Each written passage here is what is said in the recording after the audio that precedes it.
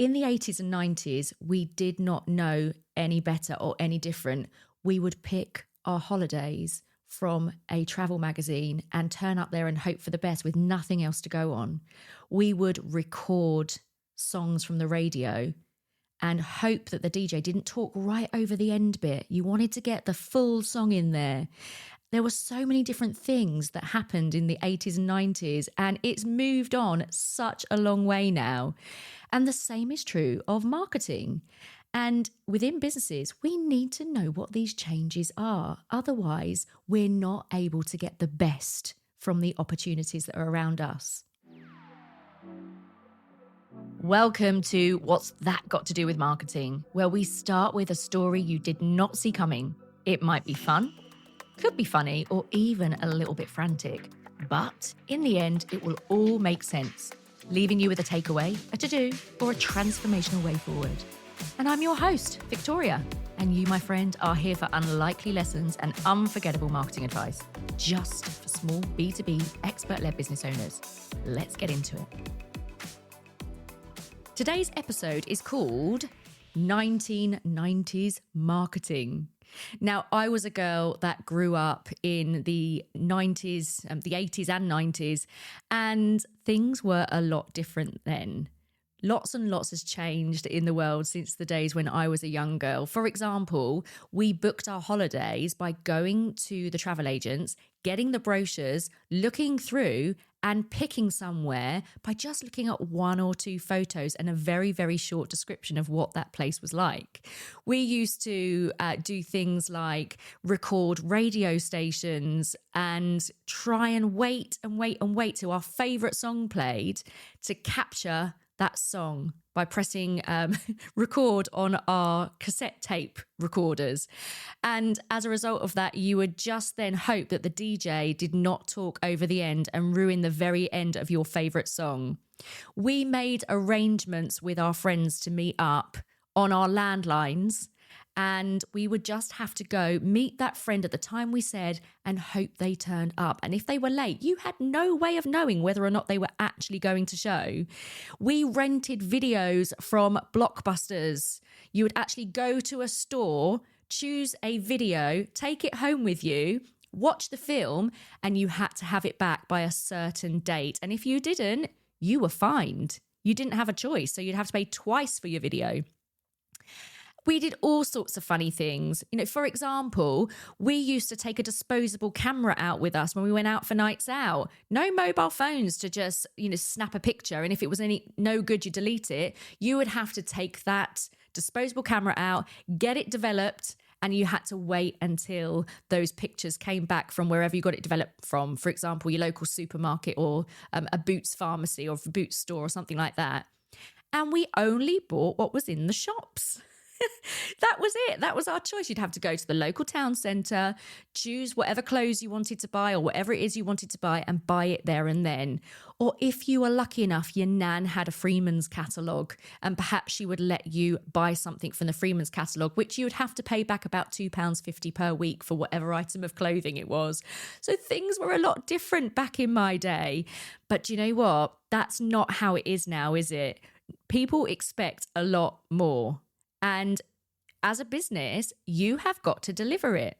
So that's what today's episode is all about. It's about how things have developed and what we actually have to think about in this day and age when it comes to our marketing.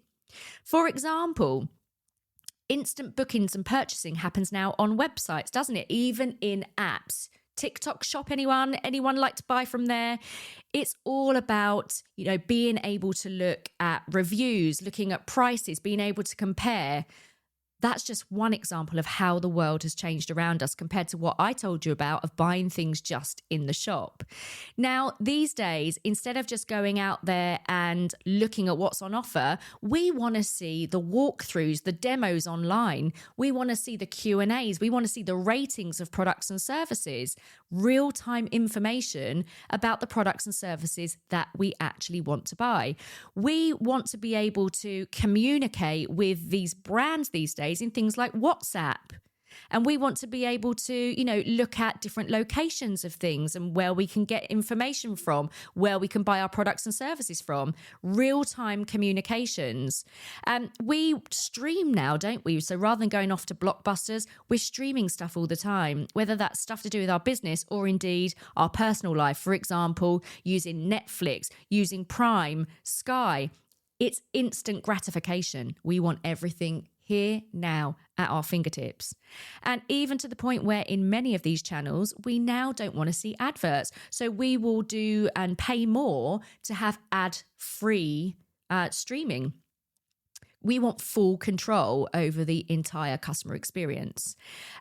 Other things, so thinking about, I told you about the disposable cameras and taking them out with you when you want to capture your night out. These days, it's smartphone, isn't it? Smartphone photos, instant editing, instant uploading, editing and sharing in real time. And of course, online shopping is now 24/7 with next day delivery. Live stock updates, get what you want when you want it, build your wish lists and all sorts of things. So it's changed a fair amount, and I think it's changing now more than ever, especially with the introduction of AI, which we'll talk about in a little while. So thinking about the world of marketing and your business, how do these things all tie together? Well, as I say, things are changing ever so rapidly, and it is impacting every business that is out there. You don't have a choice. You can't stick with the same thing that you're always doing. You've got to move, because even in the last few years, digital marketing has dramatically changed. And I would say that's literally in the last year even, it's changed even more. And that's largely down to, like I say, the likes of AI, but also customer behaviour changes as well. The way we consume information, the way technology has moved along, we just move with it. And our expectations become even greater.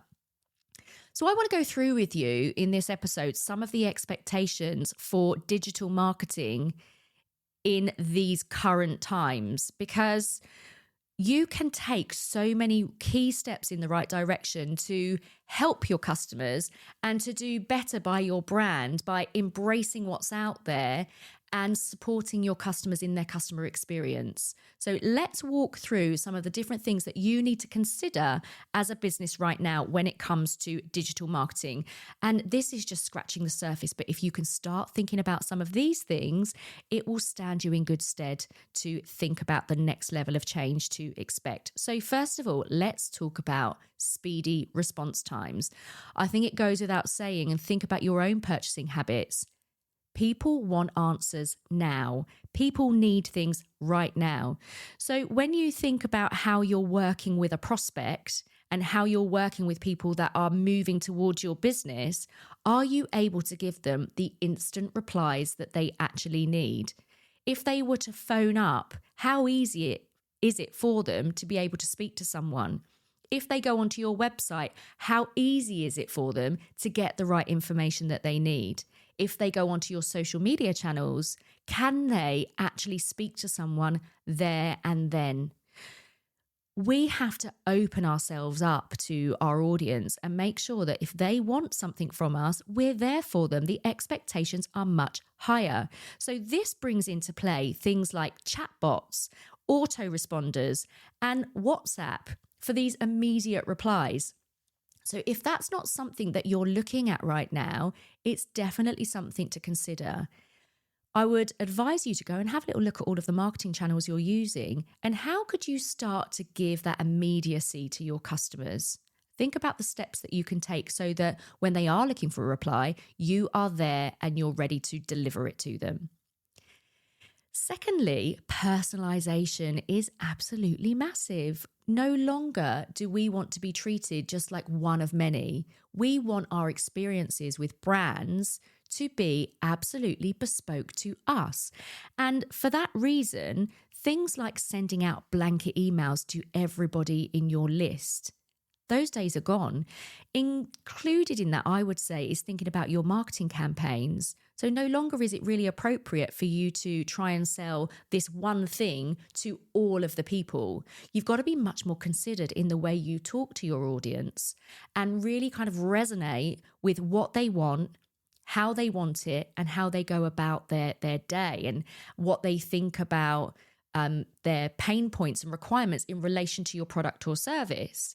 And we have to think about exactly what's going on in their mind. So when you're talking to them through your email marketing, through your social media, whatever channels you're using, you're getting them to nod along going, yeah, that's me. This person really understands me. This business really gets me. They really understand everything that I'm going through and what I need. So personalization is really critical. So no longer kind of chucking content out there that hits everyone and means nothing. Breaking it down is much more fruitful for you as a brand, and it just plays into those specific types of niches much better, and you will get better results from it. So thinking about behavior triggered sequences is really good, and tailoring your journey to that specific type of person that you want to do business with. So can you start thinking about how you can talk to different segments of your email database in different ways, or talk to different segments of your social media followers in different ways? Turn up at different events, whether they're online or offline, and give the right type of messaging for the type of person you're trying to attract. So personalization is absolutely critical. So it's worth you thinking about the different types of customer you want to attract. Think about where they're showing up and how you go where they are in a more personalized manner. The third thing is about snackable content. So whether that's in the form of social media, email marketing, YouTube videos, if you're turning up and doing keynote speeches, anything like that, snackable content is something that people expect these days. Attention spans are probably at their lowest. So when you are creating content, it's worth thinking about how you can put something out there that is very meaningful, very valuable, and is going to help somebody to make a decision or take an action that will not only help them, but point them in the right direction of seeing you as a really valuable person in their life. So think about quick tips, quick Q&As, carousels, reels. Think about LinkedIn posts that get to the point. So it's really important when you're doing snackable content, you really think about the hook. What is going to bring someone in? So hook first, reel them in, and from that, give them that core information to really help them. But if you can't make snackable content, it's going to make things really difficult for you, because people won't turn up and listen to, minutes and minutes and minutes of content. So quite important there that you think about your way of doing that. So design some snacks and get them out there. Number 4 is clarity over cleverness. How many times have you seen adverts or pieces of content out there where you think, well, what does that even really mean? Clarity is king when it comes to marketing at the moment. These well thought through marketing campaigns that try to be a bit too clever, they often miss the mark now. People want to be able to absorb information, understand what it means straight away, and take action. So it's definitely about clarity over cleverness right now. So are you trying to be a little bit too clever with your marketing? Instead, come back to clear, plain messages that are very much outcomes focused, that don't make people think. Because as humans, we try to conserve energy. And when we've got to think too much, it stops us from taking action. In fact, it stops us from even bothering to read any further.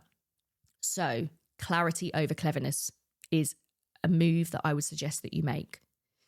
And number 5 is all about proof over promise. So instead of telling people, this is what we're able to do, this is why we're great, we've got this accolade, that accolade, and the other accolade, start showing evidence much more, because this is the tipping point. This is what people see. They start to understand who you are, what you're about, and they can clearly see that you know your stuff. So think about showing screenshots of results that your customers have sent in, show testimonials, show before and afters. All of that content is really important if you are going to actually prove your worth, because saying it is not enough. You've got to prove it.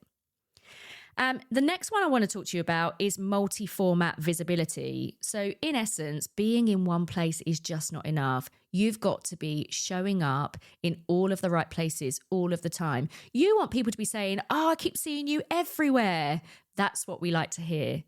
Show up in the right places, of course. Don't just choose anywhere. You need to show up where your customers are going to be, but get that mix out there. Be in the right places and get the videos out there, the written content, the audios, the visuals. Get a really good mix of activity going, because that will really help you to raise your visibility in a digital format. And number 7, for me, this is about real people, not about stock stuff, because we see a lot, don't we, of these stock imagery out there or little stock videos. And that doesn't show any business in their best light. People want to do business with people, not with brands that have got this big shiny exterior. So for me, in digital marketing right now, it's about being authentic. It's about showing the behind the scenes stuff, thinking about, showcasing what you're all about, showcasing your team members, showcasing what you're up to. Because if you are just relying on the stock stuff, it doesn't allow people to create relationships with you. And for me, that's what it's all about. People want to build relationships. They want to get to know you. They want to do business with people they actually, like. So let's make that possible. Let's get them to be able to build a relationship with you rather than with glossy pictures that you've chosen from whatever free picture site that you've used. Okay. And finally, my biggest point here is also being intentional and not random. So rather than thinking I should be getting some content out there, or I should be getting my digital marketing done and throwing anything out the door, let's be more intentional about that. Let's plan it out and have that level of consistency there, because showing up regularly with the right information is going to do you way more favors than just chucking anything out there because you feel like you have to do it. It just doesn't work. And I guess I'm going to have to leave you with the biggest one for me, and it's quite controversial, but I'm going to say it. AI produced content is not good enough. Stop it. Let me say that again. AI content is not good enough. Stop it. There is a level of AI content that you can use, but let me tell you, it's only good enough if you have sandwiched it with human.